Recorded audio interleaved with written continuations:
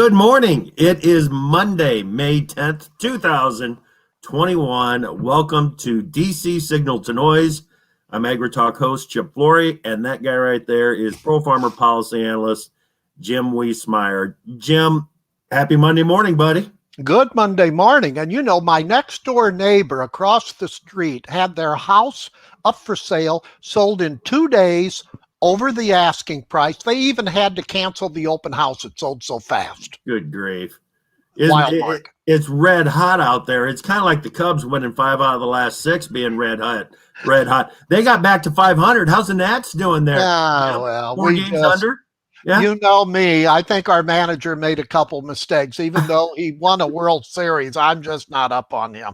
We should have won all 3 against the Yankees. So we just need more power. They should have kept Rendon, and they should have gotten rid of our pitcher.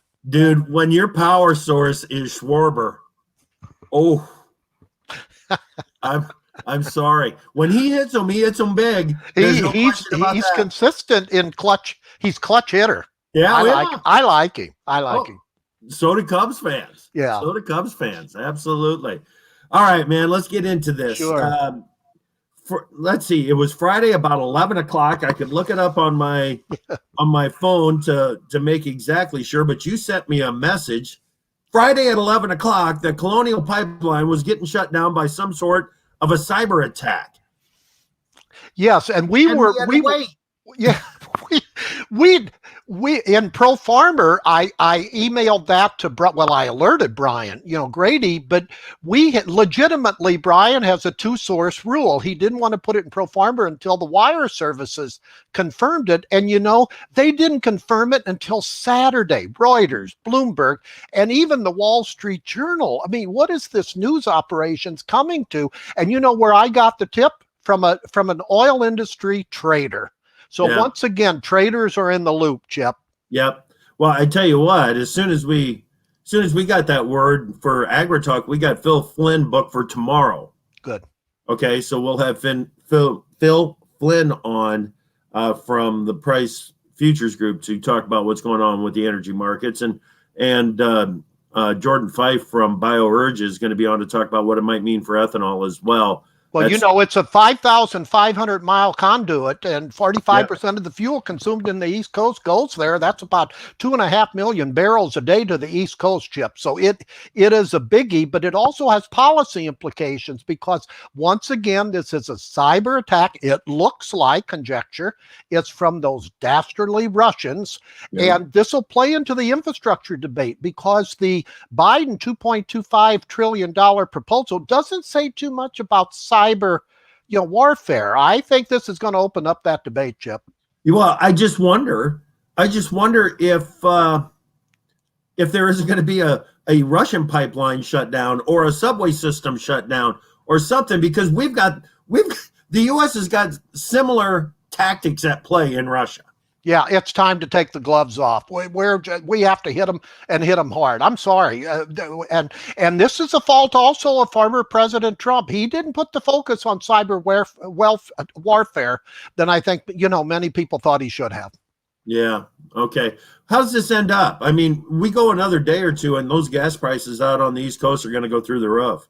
Yeah, and then maybe we'll get the Fed's attention on gasoline prices. You're going to shoot above $3 initially. Usually these things have a 2 to 3 day time frame, frame, Chip. So if it goes much more than 2 days now, into midweek, then you got to sit up and take notice. The White House has pulled together an interagency task force over the weekend to tackle the problem, and they're going to issue an executive order. The Department of Transportation is allowing more roads to carry the oils, etc. So they are doing, some things to, temper the impacts.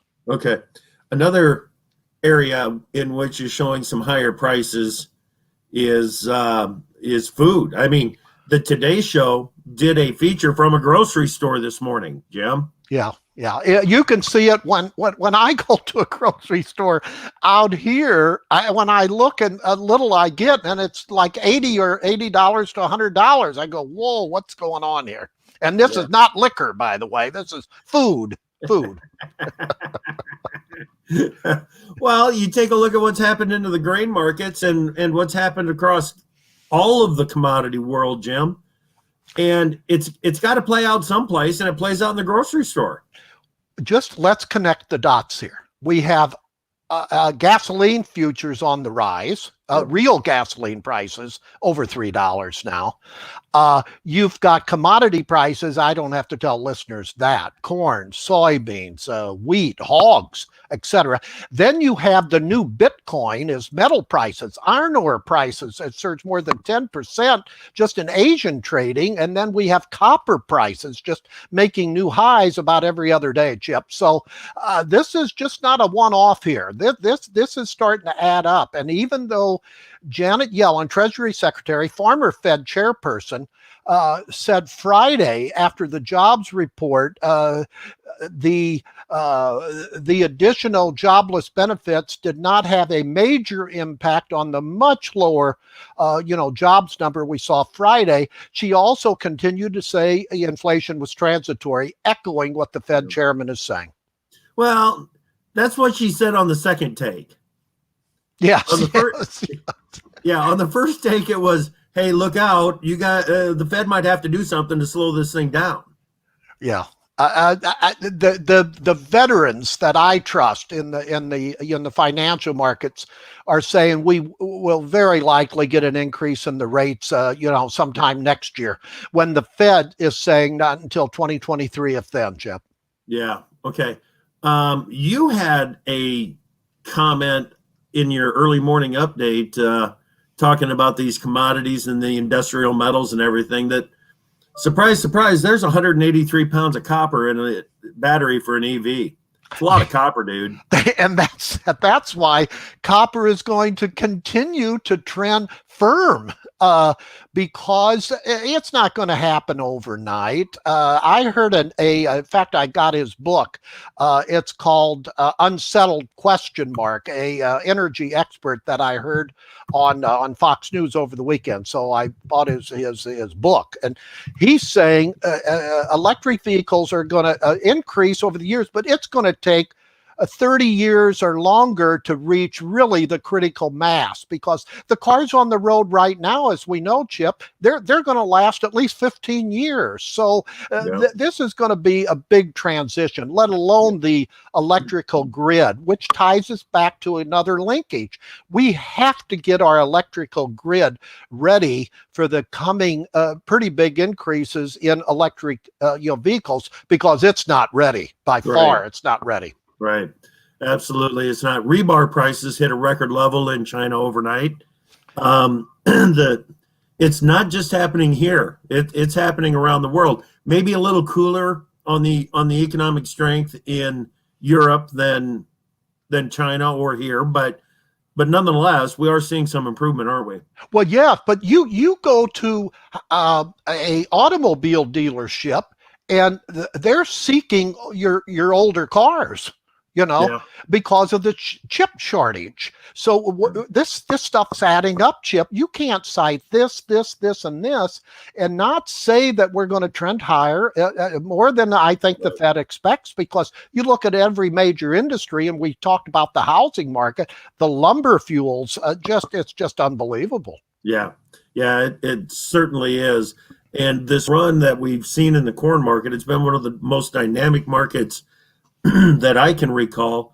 A lot of it has to do with that smaller Brazilian corn crop estimate, right? Absolutely. And Ag Rural came out today with a almost 8 million ton drop in the Brazilian corn crop to 95.5 million tons. I'm only going on memory here. USDA is hanging out there at 109 million tons. So they come out with their WASDE update Wednesday. Now it's going to be very interesting, Chip, to see if a new type of USDA, Seth Meyer is the top economist now, former FAPRI, very good guy. We're going to see if he can get USDA off their duff and be a little more forward thinking. But if they only drop the Brazilian corn crop 3 million tons, it's just same old, Chip.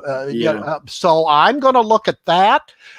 China, their China corn import estimates from all origins, but we're going to take a look at the 21-22 estimates for China. Recall about a couple weeks ago now, the ag consular in Beijing dropped it to for 21-22 to 15 million tons versus his number of 28 million tons for the 2021. So it's going to be curious, some of these other numbers, let alone the new, the first estimate of, winter wheat here in the U.S. and of course the balance sheets for 21-22, looking at carryover, et cetera. So we're going to get some forecast and numbers for the crops too. Yeah. So speaking of hot economy, speaking of a smaller than needed corn crop out of Brazil, last week China comes in, buys 1.36 million metric tons of new crop corn, bought another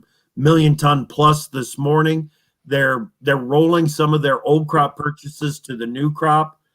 I think a lot of that was expected, but to see China react and take action as early in the process on the new crop as they are, there's a problem. There's a problem, and that should be literally forcing other corn importing countries, Japan, Mexico, other countries to jump in here too, because you put your pencil on a piece of paper. If this carryover goes much lower, and plus you're going to have such a demand in the fall of moving in this country, the fobbing capacity here is really going to be tight, Chip. And so again, just the numbers, I said in a speech last week, when a policy outlook talks, when a policy person talks outlook, look out. However, I was pretty cocky. I told him that you're going to go continue to go higher on corn and soybean prices because we've done the math. It's going to trend higher. Yeah. Yeah. Especially on those new crop. When you look at those, I don't think there's any question. Okay. Yes. Give us an update on Liz Cheney. What is happening? Well, she's going to be dethroned. I don't know. When the minority leader comes out and says he doesn't want you, he's got the votes. Okay. Now, I don't know whether it'll come this Wednesday when the Republicans meet or they'll set that up for another date. But this shows you, Chip, the internal conflict within the Republican Party. That I understand where, McCarthy, the minority leader is going. He wants to talk ahead, where Cheney, conservative, actually more conservative than many other members. Yeah. But she keeps talking, bringing up in a very negative way former President Trump, and it's losing their focus. So they're going to take the plunge, but this is not good for inter-party politics. There's no doubt about it. Yeah, there is the level of disagreement between the Republican Party right now is about as high as I don't know if it's as high as I've ever seen it, but it's high enough that there's going to be shakeups. Well, it's the future. Which way do they want to go? Do they want to go more conservative, or do they want to go the more populist trend that Trump brought into the party? And it's a fair debate. But the Democrats are also showing some conflict, because you've got Bernie Sanders, the socialist, from Vermont, is starting to question why Biden continues to try to seek a compromise with the Republicans on infrastructure, because he doesn't want to go back to the Obama days where they waited and waited and waited for the Republicans. So that's going to be something to watch out as well, Chip. Okay. What are your sources telling you? And McCarthy came out and said that he's going to support Stefanik, right? Yeah, yes. He actually left in an off mic comment last week, and Axios picked that up when he was talking to Fox News. So he just confirmed what was unofficial last week. So again, very unusual circumstances. In the Sunday network news shows, he didn't mention Cheney by name, but we all knew who it was. So right. I think she's a goner from the leadership perspective. Okay. We've got both the Senate and the House in session this week. So that, I would assume, will mean that there will be some progress on the massive $4 trillion Biden plan whether you call it jobs bill or infrastructure or whatever you want to call it. Well, you're going to have a lot of discussions at the Biden level at the White House. He's meeting first initially today with some, Democrats, and then later in the week he's going to meet with congressional leaders from both parties, which he should. And then Wednesday he's going to meet with a group of Republicans on infrastructure. So the net has been cast, Chip, and we're going to see whether or not there's consensus enough that Biden and the Democrats won't have to go it alone. We'll see. Okay. It's interesting to hear Mitchell's comments about if they can't drum up enough support for the $4 trillion package in total. And I don't think they're going to be able to, Jim, are they? Because this is where some of the Democrats in the House are shying away from that big price tag, right? Well, some Democrats, but you heard what I said before. Bernie Sanders and others are pulling him back to, we want to go big. We want to go with your $2.25 trillion package. We want to have it pure infrastructure, and we want to have it social infrastructure. And that's where the Republicans are aghast at. They want to go more the traditional approach for infrastructure. Now, to be fair, the Democrats are saying a lot of the around $600 billion Republican package is already in appropriations bills. So the differences between the two bills are not as wide as you might think relative to the Republicans have a lot more, billions of dollars in what we consider true infrastructure as opposed to go on the social side. Okay. Amplify a couple of the signals that you're getting from the bill here, Jim, or the conversation that you think are going to, make the final cut. And it's the final cut has got to be the traditional stuff, right? I'm going to look for the signal whether or not Biden goes a two-step approach. If he sees enough consensus to have step one being a more traditional infrastructure route, why not take the bird in the hand? Now, that's more the traditional approach, Chip. We're going to see if he can move back that way. We don't know for sure yet. So I think this week is going to be very telling on the signals, whether or not, there's follow through on the compromise side. But, there was a little signal over the weekend that I saw, and some commentators also pointed it out, in which Biden came to the microphones and didn't have a mask on. And then he said, I'm going to get in trouble. Trouble from whom? No kidding. That was a signal to some of us like, wait a minute, who's calling the shots here? It may have been an incident, but I'm sorry. Those things get high focused here in Washington, D.C. Yeah, no doubt. No doubt. Explain to me a little more of what this social infrastructure is. Does this include all the college, yes, the free education, yes, and everything? Child care. They want to socialize child care. They're bringing in entitlements. It is a major fundamental shift. I'm not saying, it's not the way to go to me, being more, conservative, but they literally want to change the dynamics of this country where pre-K schooling and free schooling up to 2 years of college, and so it's a fundamental shift, and so this is a big step in their road to take the country further left. There's no doubt about it. Okay, what's the timeline? How's this going to play out? I just don't see. They can do a lot from a budget reconciliation perspective. So I'm going to have to see whether or not they go that next step. Is he willing to really have a bloodbath in the 2022 elections? Some people say they are. They're going for the, fundamental shift, Chip. Wow. Yeah. Wow. Okay. Other hearings coming up this week. Isn't there something at USDA regarding CRP?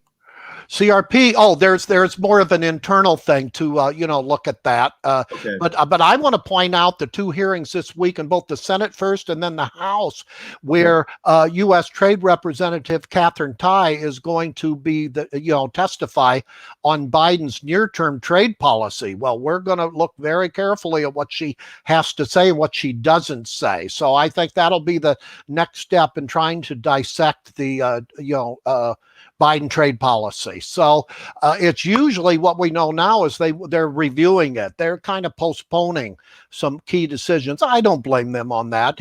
They're focusing on domestic politics, domestic programs, and what it's going to take to get the revenue, and that's tax policy. And you can't handle trade policy at the same time. But China and other countries are closely watching if Biden's going to change the overall philosophy. But I will tell you, relative to China, there is a consensus in this town between the political parties to take on China, and that's what China is watching very closely, Chip. Okay. All right. Very good. We're getting into the last few minutes. Don't forget, if you've got a question or a comment for us, look over on the right side of the screen, that comments bar, get in there and let us know what your questions are. Hey, Gary jumped in right away when we were talking about the Colonial Pipeline at the start of the show, Jim. He said, didn't Putin say the next war will be fought with ones and zeros? In other words, binary code? Absolutely. Absolutely. Yeah. I mean, you talk about a signal, and that's where this country, from what we know officially, has fallen down. This thing's going to get serious because we just think of how you could shut down this country, and not just in the energy sector, but in the financial sector, in the trading on that, Chip. So yeah, this is serious stuff. You bet. Let's move all of our financing over to cryptocurrency and then shut it down. I did want to comment. I got an email from an AgriTalk viewer a few weeks ago. He said we had a Tammy Baldwin, I think you had on the show. She was talking about that new legislation for PPP funding to reach out to farmers that had received very little based off of 2019, net income that were previously forgiven on the loan and could not reapply under the new gross income change. She was trying to reverse that rule, Baldwin, so that they can now base it off gross income. Any updates? Well, when I checked early this morning, Baldwin continues to work on that along with Senator John Thune, Republican from South Dakota. So don't give up. It's still in the making. Okay, very good. You said that there was two hearings that are coming up this week. Is the other one the Senate Energy and Natural Resource Committee? No, Senate Finance Committee and House Ways and Means Committee. There's your trade policy setting committees, who are very important. So you got to sit up and take notice when the USCR is in front of those panels. And they usually submit a series of questions because they can't get to all of them. That's going to be important to eventually find out. You don't get them right away, but that's where a lot of good reporters wait to see when they release those responses from Tai to a series of questions. And that's almost like a book in itself, Chip. So I think we're finally going to get some more information relative to trade policy. Okay. Interesting. What else, Jim? What else do you see in the week ahead that we really need to pay attention to? Well, it's USDA. Wait, let me ask it a different way. Let me ask it like it's Friday morning and I'm wrapping up page 1 of the Pro Farmer newsletter a few years ago, and I'd say, come on, man, give me something juicy. Well, this cyber attack is big news, Chip. I would say you have to continue to follow.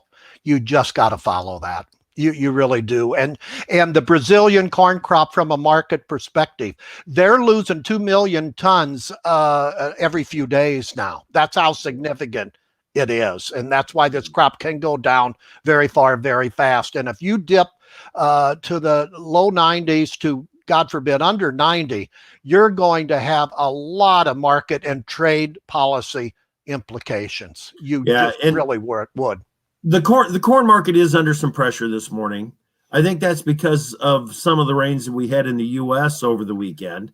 But we're still trying to figure out exactly what's going on with that Brazilian crop, exactly what the reaction is going to be from USDA with the estimates. And the fund positioning has become very, very difficult to try to figure out exactly what's going on. We had a huge move in the market, in the corn market, to the upside in the, during the period of the last commitment to traders report. And there wasn't much movement in that fund position, Jim. Well, because they let profits run, because we have some missing blanks here on it. So I think you'll eventually have a blow off top. I just don't know when. Right. I would be remiss to say the World Food Price Foundation announces the winner of its World Food Prize. What? That's 250,000 tomorrow. USDA Secretary Vilsack will be there. Secretary of State Blinken will be there. So that's going to happen tomorrow, Chip. And then this coming Saturday, happy birthday to USDA, was created on May the 15th, 1862, under a law signed by President Lincoln. Wow. Yeah. The People's Department, right? The People's Department. That's an exact quote. Absolutely. Yeah, absolutely. Okay. One last thing that I want to hit on here is give us an update on what we should be watching around EPA, the RFS, the small refinery exemptions, because there was some movement on it last week. I tell you, Jim, Regan, EPA Administrator Regan, along with USDA Secretary Vilsack, were in Iowa last week, and Regan really left some strong impressions with the farm community. Yes, and that they realize that the biofuels linkage to the rural sector, especially the corn and soybean market, what with biodiesel, renewable diesel, is so important. Now, I'm not saying that's the only reason they've been more pro RFS, ethanol, biofuels than what some people would have thought. But it also is the impact of Vilsack in talking with Regan. Not that Regan didn't know it on his own, but you've got a consistent trend here that this group is pretty biofuel friendly, Chip. Oh, yeah. Yeah, I don't think there's any question about it. We're going to have John Doggett, CEO of the NCGA, on the show this morning. Looking forward to the conversation with John, getting caught up on a lot of issues. But one of the things that we will definitely be talking about is what is happening with the biofuels and the relationship with EPA. The trend is your friend on this one, and he's probably going to be quite happy, but always looking ahead of how the biofuel industry is working with lawmakers and officials in the administration relative to the climate change, strategy and debate coming up. I think biofuels has a story to tell and implementation within that program. But, Chip, we're a really pretty significant time frame away from really knowing the details of how this climate change strategy is going to unfold, because every time I look into it, much like the title of that book, Unsettled, there's so many open questions here. So it's not going to be decided this year, in my judgment. Yeah. And when we talk about details, we were so excited that the press release or the press conference was being held last week on the 30 by 30, which has now become America the Beautiful plan. Does it make it sound better to you to call it the America the Beautiful plan, Jim? No, I really don't. I think the 30 by 30 was more, prescriptive. And also, it's a lot like when I was a kid. And on Christmas Day, I got to an age where I no longer got toys, but clothes for presents. It was a lot like that. When they unwrapped this thing, it was clothes. It wasn't a gift that I wanted. So that's the first thing I thought of. Is that all there is here? We need details. We need details. We definitely need details. And until we get those details, there's going to be a high level of concern out in farm country about exactly how it's going to happen, when it's going to happen, where it's going to happen. A lot of the questions started coming in about, what about urban sprawl into rural America? Shouldn't we be doing something to slow all that down? So yeah, I'll tell you, Chip, one final thing. When I was in Kansas City last week, I had the privilege, if we can use that word anymore, to hear Representative Fortenberry from Nebraska. You ought to get him on the program, because he made so much sense. In fact, after he spoke, I spoke, and I said, you know, my judgment of Congress is going to have to go up from 1% to 3% after listening to him. Wow. But he did make a lot of sense, and it's the good old Midwest Nebraska judgment, and I mean, he was spot on a number of issues. All right. Good work, Wiesemeyer. We appreciate you, buddy. We'll talk to you again next week. Okay. Right here on DC Signal to Noise.